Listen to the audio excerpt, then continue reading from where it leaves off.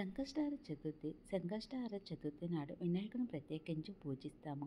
ప్రతి నెల కూడా కృష్ణపక్షంలో అంటే పౌర్ణమి తర్వాత వచ్చే చవితి నాడు సంకష్టహార చతుర్థి వస్తుంది. ఆ రోజున వినాయకుడిని ఆరాధించడం వలన అడ్డంకులు తొలగిపోయి ఆనందంగా ఉండవచ్చు. సుఖ సంతోషాలు సిరి సంపదలు కలుగుతాయి. సంకష్టహార చతుర్థి నాడు వినాయకుడిని పూజించి ఉపవాసం ఉంటే చక్కటి ఫలితం కనపడుతుంది. అలాగే చాలామంది వ్రతం కూడా చేస్తూ ఉంటారు.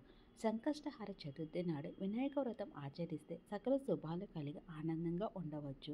సంకష్టహార చతుర్థి ముహూర్తం పంచాంగం ప్రకారం చతుర్థి తిథి డిసెంబర్ 7 సాయంత్రం 6:24కి మొదలవుతుంది. డిసెంబర్ 8న వినాయకుడిని సంకష్టహార చతుర్థి నాడు సాయంత్రం గరికతో ఆరాధిస్తే ఎంతో మంచి జరుగుతుంది. డిసెంబర్ 7న తేదీన చంద్రదర్శనం తర్వాత వినాయకుడిని ఆరాధించాలి. సంకష్టహార చతుర్థి పూజా విధానం: ఉదయాన్నే తలస్నానం చేసి శుభ్రమైన దుస్తులు ధరించాలి. ఈరోజు ఎరుపు రంగు దుస్తులను ధరించడం వలన శుభ ఫలితాలు కలుగుతాయి. వినాయకుడికి పువ్వులు గరికను సమర్పించండి.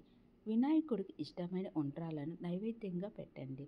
ధూప దీప నైవేద్యాలతో వినాయకుడిని ఆరాధించాలి. సాయంత్రం సంకష్ట వ్రత కథను చదివిన లేదా విన్న మంచి ఫలితం ఉంటుంది. సాయంత్రం చంద్రుని దర్శించుకున్న తర్వాత ఉపవాసాన్ని ముగించాలి. సంకష్టహార చతుర్థి వ్రతాన్ని 3, 5, 11 లేదా 21 నెలల పాటు ఆచరిస్తే మంచిది.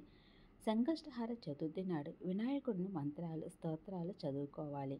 అలా కుదరకపోతే ఓం గం గణపతియే నమః అనే మంత్రాన్ని జపించండి. సంకష్టహార చతుర్థి నాడు ఎలాంటి దానాలు చేస్తే మంచిది? సంకష్టహార చతుర్థి నాడు పేదలకు గోధుమలు, బియ్యం, పప్పులు వంటివి దానం చేస్తే మంచిది. అలాగే పండ్లు, స్వీట్లు, దుస్తులు, దుప్పట్లు, నెయ్యి వంటివి కూడా దానం చేయవచ్చు. ఇలా చేయడం వలన శుభ ఫలితాలు ఎదురవుతాయి. దానం చేసిన ఫలితం కలగాలంటే చేసిన దానం గురించి ఎవరికీ చెప్పుకోకూడదు. రహస్యంగా దానం చేయాలి.